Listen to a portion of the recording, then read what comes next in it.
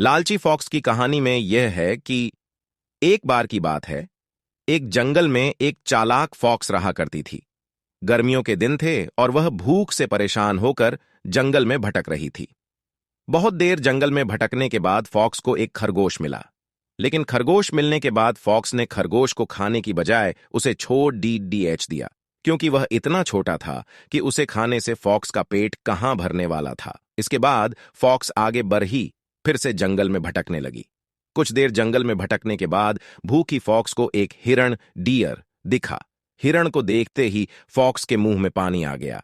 Fox हिरण को पकड़ने के लिए उसके पीछे दौड़ने लगी। फॉक्स ने अपनी पूरी ताकत से हिरण का पीछा किया, पर हिरण फॉक्स की पकड़ी आंच में नहीं आया। अब फॉक्स खाने की तलाश में बहुत ही थक चुकी थी। जब फॉक्स के हाथ हिरण भी नहीं लगा तो फॉक्स सोचने लगी कि इससे अच्छा होता वह छोटे से खरगोश को ही खा लेती जिसको उसने छोड़ा था। कुछ देर आराम करने के बाद फॉक्स खरगोश को ढूंढने के लिए फिर से जंगल में भटकने लगी। जंगल में खरगोश को ढूंढते हुए फॉक्स वहां पहुंची जहां उसने खरगोश रैबिट को देखा था। लेकिन फॉक्स को वहां खरगोश नहीं दिखा। थक हार कर फॉक्स को अपनी गुफा में लौटना पड़ रहा, जिसके बाद कई दिनों तक भूखी फॉक्स अपनी गुफा में भूखा रहना पड़ रहा।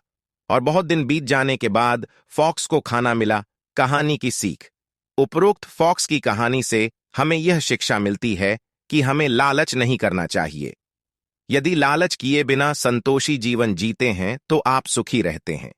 हिंदी में लालच गीडी के प्रसिद्ध मुहावरा भी है कि लालच बुरी बला है।